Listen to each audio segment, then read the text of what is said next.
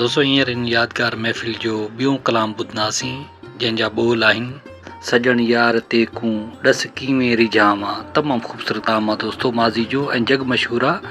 दोस्तों जो शाइर आहे राज़ी फ़क़ीर रहमतुल्लाह अलैह। वाह जी शाइरी आहे दोस्तों, हिकु दफ़ो ज़रूरु ॿुधिजो।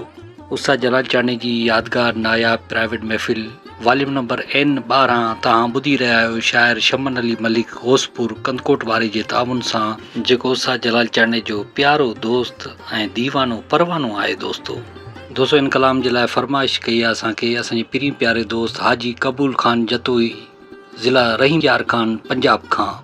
वीडियो खे लाइक कयो, कमेंट्स कयो, दोस्तनि खे शेयर कयो ऐं ॾिसंदा रहो पंहिंजो चैनल कामरान जानी सिंधी यूट्यूब ते ऐं पेज फेसबुक ते।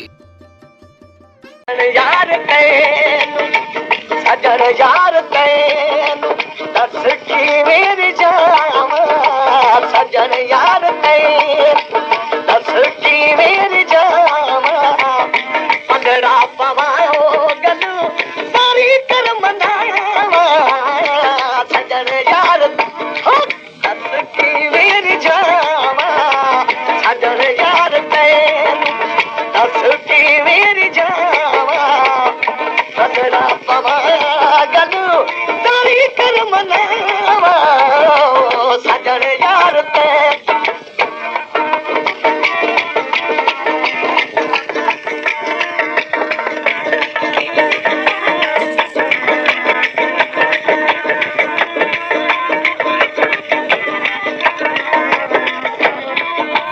पेशकेश कामरान जानी सिंधी। दरबार तूं वई हर शइ ते हाज़ुर, हर शइ ते हाज़ुर।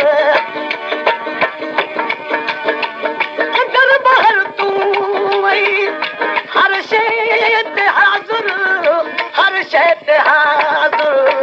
किथां होर ढूंढण में दिल भर नु जावां, किथां होर ढूंढण में दिल भर नु जावां।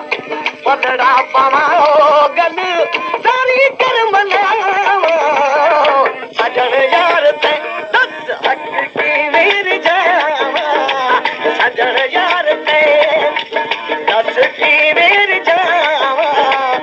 पंगड़ा पवाओ गल सारी कर मनावां, सजन यार कीअं रिझावां, सजन यार दस कीअं रिझावां।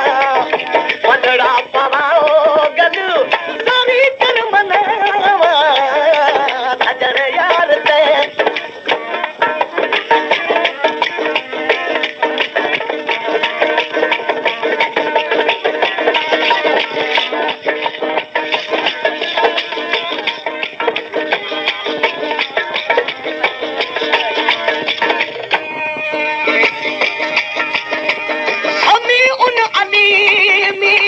लतीफुल खबीरी,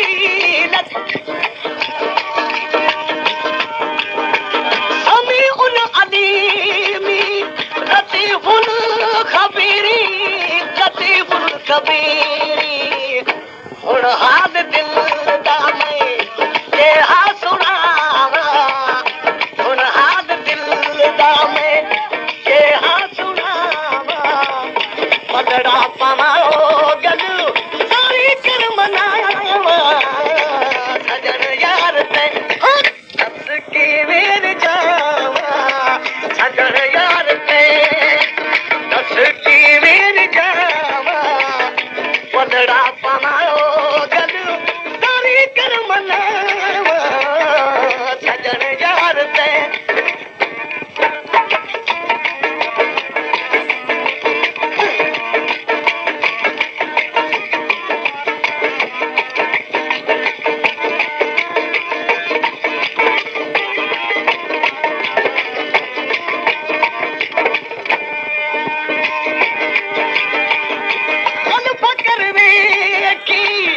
दरवेश राज़ी, दरवेश राज़ी।